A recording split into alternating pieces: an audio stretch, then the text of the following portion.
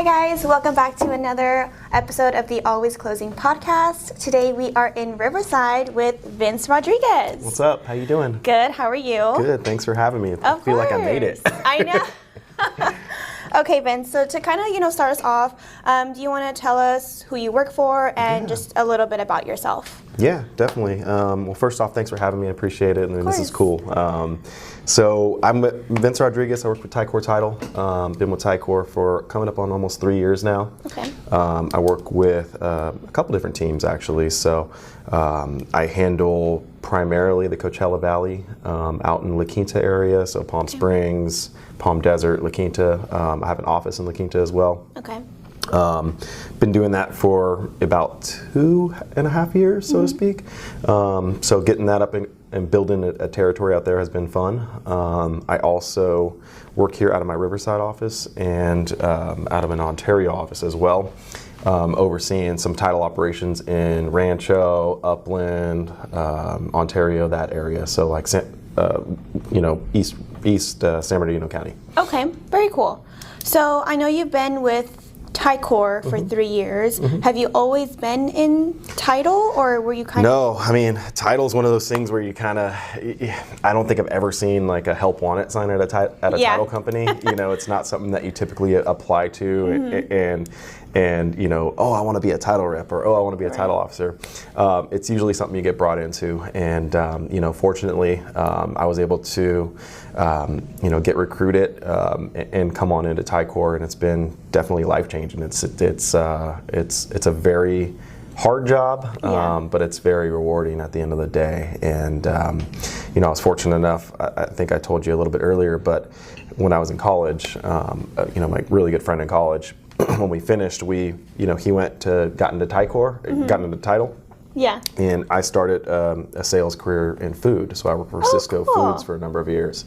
Like the big Cisco trucks that you see on the road everywhere.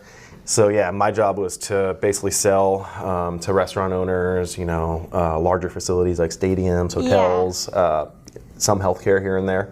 And that's really where I sharpened my skills in sales and, building relationships and getting it going. And, my buddy's name is Joe Galanti. He's with the Galanti Group here at Ticor. He handles Southwest Riverside County, so Temecula, Murrieta, that whole area. So Joe and I would meet, while I was in food and he was, sharpening his teeth in title. We would meet and grab a beer or whatever, and, we would share war stories, like, hey, I'm working on this client, and I'm like, dude, I'm working on this client, and what we found is that the process and the whole strategy was the same. So what strategy is that? It's hard, right? Because just in title, every real estate agent, every escrow, every lender, they have their people, right? They have their title people. Most time they have their escrow people. It's the same thing in food. Like restaurants and chefs, they're set up with their guys. And if the box changes, even though it's lettuce on the inside, if the outside of the box changes, it's the end of the world, right? It is. So it's kind of breaking that ice and, getting to the decision maker, getting to, who you actually need to talk to that can pull the trigger. And it's the same thing in title, right? Like, real estate agents are busy. They list a new property. Right. Their phone rings 400 times. You got every escrow company calling, every lender calling. Right? That's me. and title reps sometimes call. Not very much anymore, but and then who else is calling? NHD, termite, all your appraisers, your inspectors. So the last thing they want to hear is from a title rep. They don't care. So it is hard, and that's where I kind of, as I broke into title, I really I fell back on my skills I learned at Cisco of breaking the ice and getting to the decision maker. And kind of creating a point of differentiation. So if you're a real estate agent, why the hell would you want to talk to me about your new listing? And title, right? Title's kind of boring, kind of dry. Like there's nothing really sexy about it. So, but anyways, back to how I got into this. Joe and I would, share these war stories back and forth. And he was like, Vince, man, you got to get into title. And I'm like, Joe, like, I'm good. I'm probably going to retire from this company. Like, it's all good. And I was doing very, very well there. But I had my first daughter, and I found that I really wasn't home as much as I'd like to be, and I felt like I was missing out on a lot of stuff. Yeah. And I didn't want to be a father like that. So, Joe and I met for another beer, and at this point I was like, Joe, I think I'm ready. Can we make this happen? And sure enough, we made it happen. Yeah. It was a huge leap of faith. Joe and I still work hand in hand together to this day, and I'm thankful for the opportunity, that was, afforded to me, and now I'm just trying to make it work. So first, I want to congratulate you for realizing that you weren't even really as home for your daughter. It takes a lot to realize that and to do something about it. Growing up, I also didn't really have my dad in the picture. So you realizing that and still trying to make money and a career for yourself and trying to be there for your daughter is really hard, and I praise you for that. So I know you were saying how you need to talk to the main man when you're doing sales and stuff.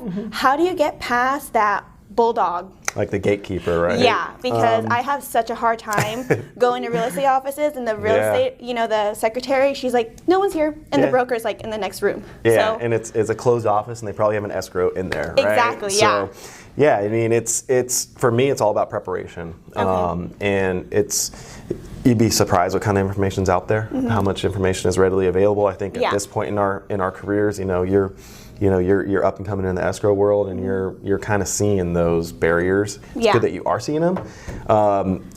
It's all about getting all the information that's out there, and then using it to formulate a game plan. And it's as simple as you want to go into John Smith Realty Group. Well, look up John Smith. Does he have an Instagram page? Is it tied to the John Smith Realty Group official Instagram page? Right. Okay. So, and then we got to get creative. All right, cool. Do I hit him with a DM? Do I hit him with an email? Probably not an email. He gets 100 emails from everybody, right? A day.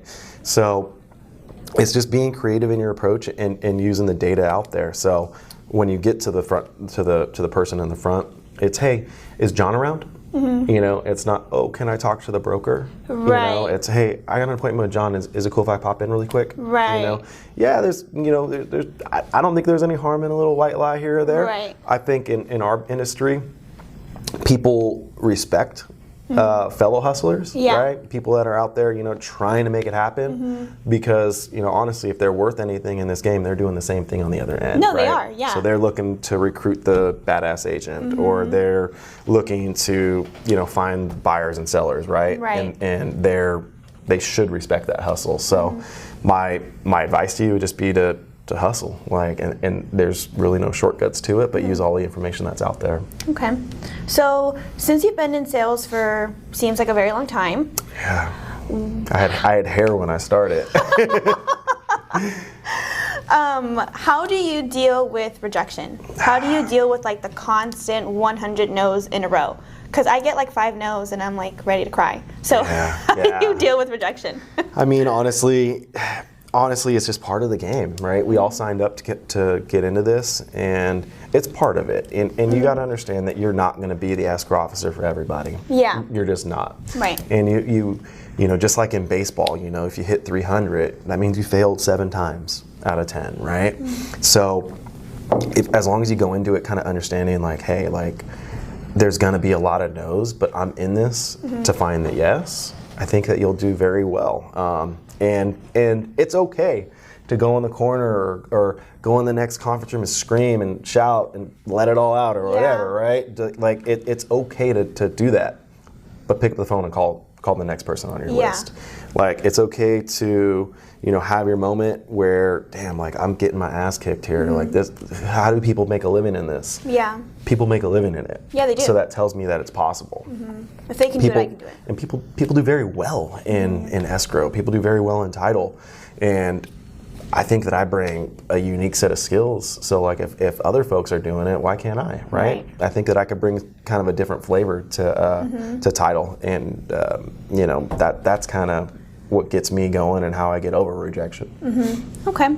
So you as a title rep, how does a title rep's position or role play in the real estate transaction?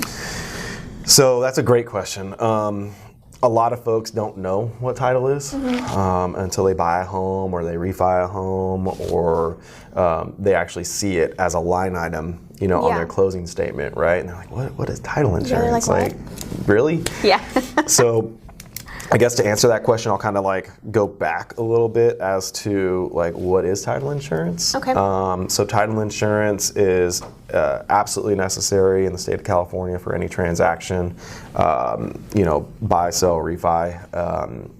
It basically is insurance that is there to convey clear title to the buyer, to the new buyer, to protect the seller and to protect the lender if there's a loan on the transaction. So we're all very familiar with insurance, right? You buy a car, you got to get car insurance. You get a job, you get health care, right? So those types of insurance, they all prevent or they all insure against future events. If I get in a car accident, I have car insurance. If I get sick and need to go to a doctor, I have medical insurance, right? So title insurance is the exact opposite.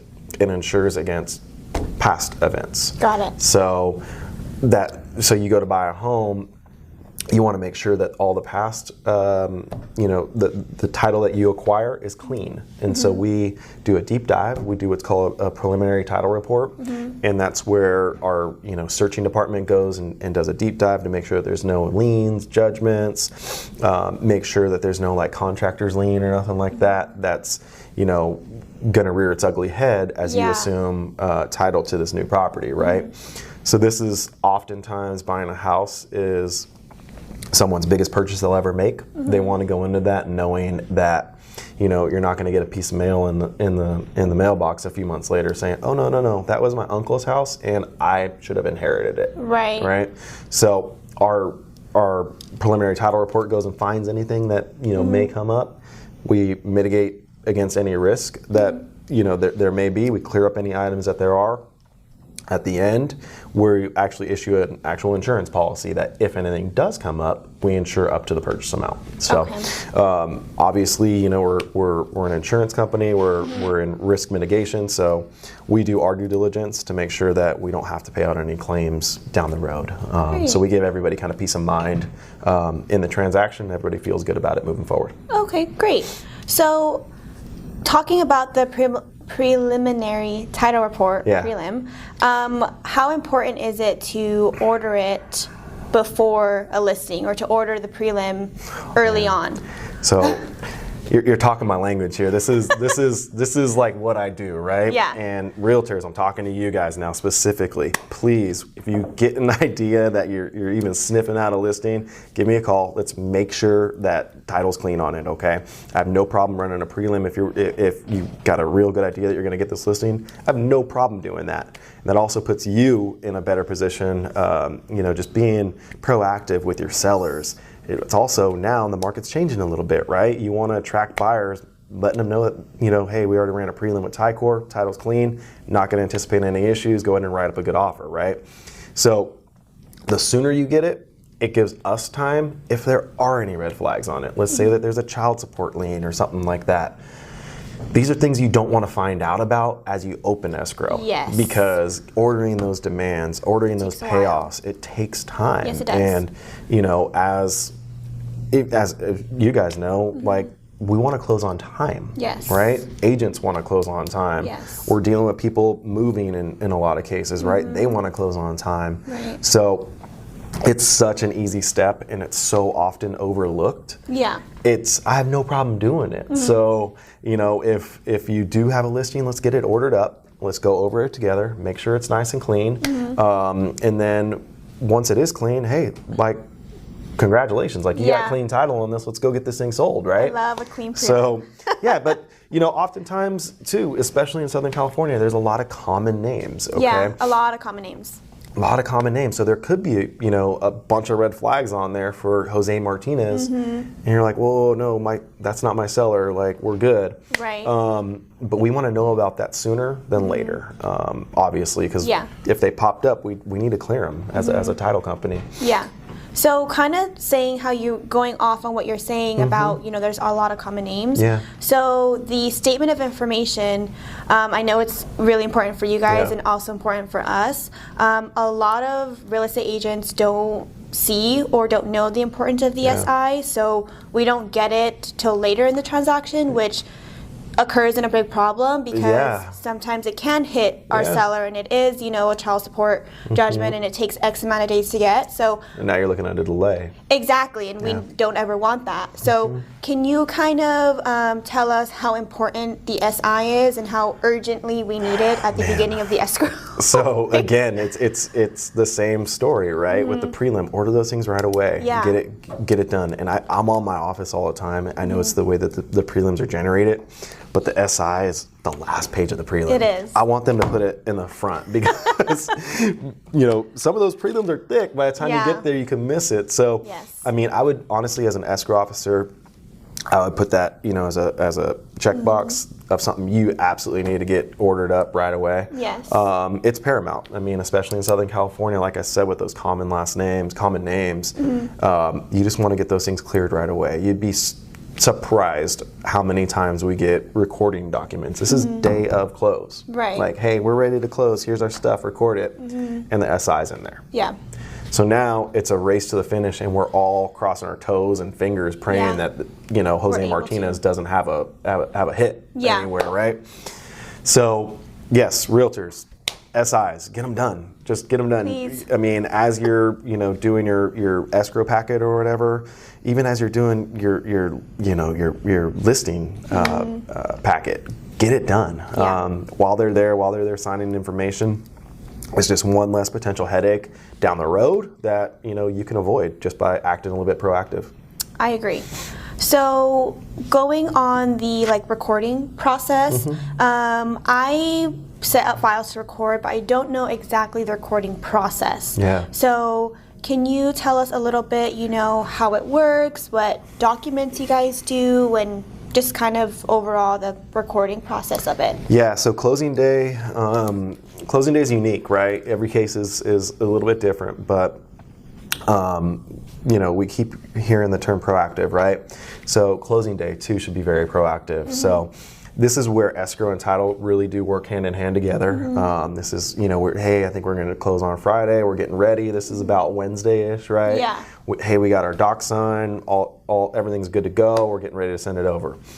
So send it over. Once we get the recording package, our team, our title units, they get it all abstracted, the file all abstracted, ready to record. That way, when if there's a lender involved that's going to fund a loan, as soon as that money hits, we now have our docs, we have our money matches the docs, everything's good to go.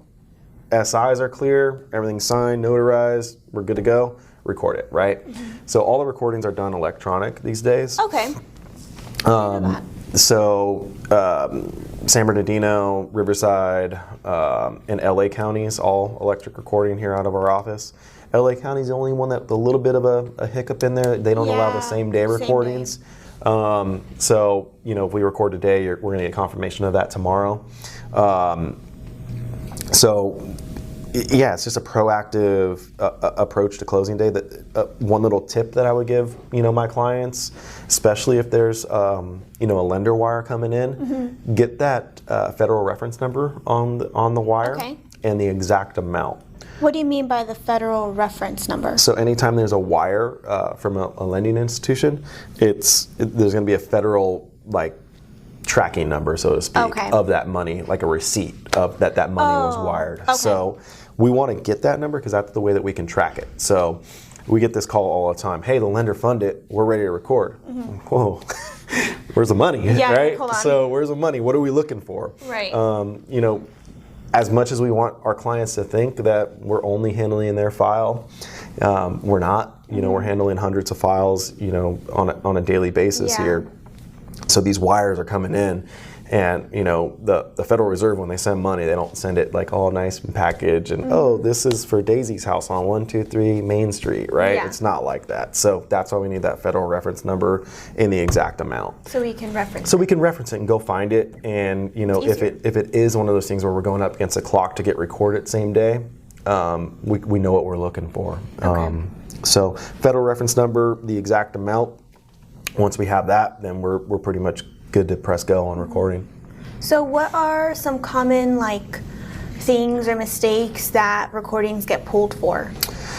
It could be anything, honestly. I mean, there's a lot of stuff. I've seen a lot. Probably the most common are, signatures, notaries. Because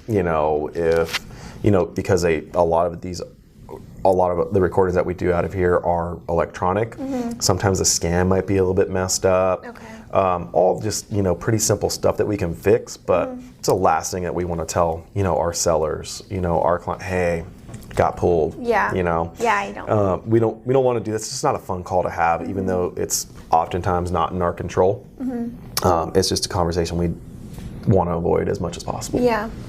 So kind of going back to you as a title rep, how are you adjusting with our market shifting?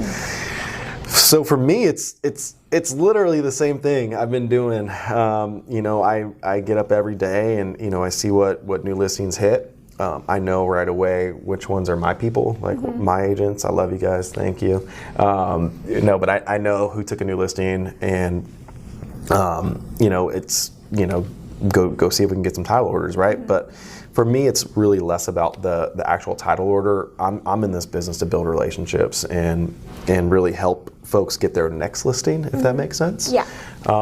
So if a new listing is a conduit for us to have a conversation about getting your next listing, I don't care about that title order. Like, we're going to get your next 10. Yeah. But how am I changing in this market? I think that people really need the resources that we as a title company provide. We spent a lot of time today talking about like the X's and O's of title and SIs and prelims and things like that. That's probably more title than I talked in the last month. And that's because what I do is I really do kind of I see myself not as a title rep. I see myself as a business partner to my clients. And with that, what I mean is, I want to take a look at your marketing strategies. I want to look at your lead gen. I want to see what you're doing to go attract new buyers and sellers in this changing market. How are you reacting to these changing rates? Do you have all the information that you need? The information's out there. With marketing? the information's out there, right? Yeah. So like, how are we going to use it? How are you going to convey that message to get, John Smith down the street who's sitting on $300,000 worth of equity but doesn't live there? How are you going to get him to sell his home? And why are they going to list it with you? So I have these one-on-one conversations with my clients. I think all my clients are super receptive to it. I try to keep it really simple. I don't like to overwhelm them, but I do like to help them, form marketing plans, because as a title company, we have access to all the data all the data in the world, to be honest. I mean, our farming system is top of the line. It's able to, identify likely sellers around your listing. I mean, and you'd be surprised how many of my clients, when the market was booming, popping, ready to go, I'd hit them up and I would say, hey, let's do some marketing around this. Hey, let's touch these 7 people that are identified as likely to sell around your listing. And I would, when the market was popping and going and homes were selling before you took your for sale sign out, right? Yeah. They would say, well, it's already in escrow, or I've already got a cash deal. I don't want to market around it. And it's like, whoa, we're missing the point here. Yeah. It's not about this one. Look at the big picture. It's about leveraging it to get some more, right? So now, to be quite honest, my phone is ringing a lot more as opposed to me calling it out. And it's, hey Vince, I want to do some marketing around 123 Main Street. And it's, how can you help? I've heard great things about you. My buddy said he picked up a listing off of my buddy in my office told me that you helped him do this, this, and that, and he got a listing. And he was like, can we do that for my listing? And so, that's taken 2.5, 3 years to do, but I think it's just been me being consistent in my day-to-day approach of building a relationship and being a business partner, that I'm not really changing much with the market changing. I think that agents are now starting to see that they need a strong partner on the title side of things, somebody that's doing more than just getting them a prelim, somebody that's doing more than just saying, hey, congratulations, your deal, record it. They need if you're an agent and you don't have a strategic title partner, you're missing out on a great opportunity, because we have so much data and so many resources behind us to help you get more listings. Yeah. You get more listings, we get more title orders. That's how it works. So I am certainly incentivized to help you grow. So I'm sorry, I don't think I answered your question. I'm really not changing much. Really not changing much. I'm just kind of sticking to what I've been doing, and it's been working. Good. So I love how committed you are to your job and to your clients. It seems like it doesn't seem like you do the bare minimum. You do the extra mile. You do, more than you can. So what's your drive? What's your why? Why do you do this? That's a good question. You're in escrow, right? And I'm in title. We didn't get into this because we absolutely love title and escrow, right? We got into it because we got to, provide a living for ourselves, and I provide a living for my family. And at the end of the day, it's literally on my phone. My why is right here. It's my family, and they need to know that when I go to work, that I'm setting a good example for them to be hardworking, be honest, have some integrity about what you do for a living. And then when I come home, daddy's home, and I want to come home and just be the best version of myself for them, and that's my why. I don't ever want to tell my kids no. I don't want them to grow up being spoiled or anything like that, but I want them to be afforded every single opportunity that they want. I don't want finances or location, whatever. I don't want any obstacles in their life, and that's my why. You're not gonna cry. It's fine. I am. Do you think that being in title and being a title rep has made you a better person? And if so, why? Yeah, I do. I do, actually. This industry is all about relationships, and I've met some amazing people in this industry. I've met people that, when they're done with real estate or they're done with escrow and I'm done with title and we're old and gray, I think we'll still be friends. Yeah. And I think that has made me a better person. I've also learned to deal with a lot of self-introspection. Those days that you're talking about where you're getting a million no's, that you either rise above that, or you're, hey, I used to be a title rep. Yeah. Right? This is a very small fraternity, if you will, of successful title reps, and the attrition rate is huge. People come into this and they fail all the time because you literally eat what you kill, and it has made me a better person because I've been able to overcome extreme adversity. I got into this when COVID hit, when offices were shut down, when agents didn't know if they were going to have a job, and then a few weeks later, Stefan and I were talking about this, where it was go, 100 miles an hour. And the last thing anybody wanted to do when they were the absolute busiest they've ever been in their career was talk to a title rep. Who cares, right? I just need my order closed. That's it. So I did sharpen my teeth in a new territory in Coachella Valley, where if you don't live out there, good luck. And I don't live out there, and I was able to make it work, and now we run a successful operation out of there that does very good volume. We took our market share from number 8 to number 4. Wow.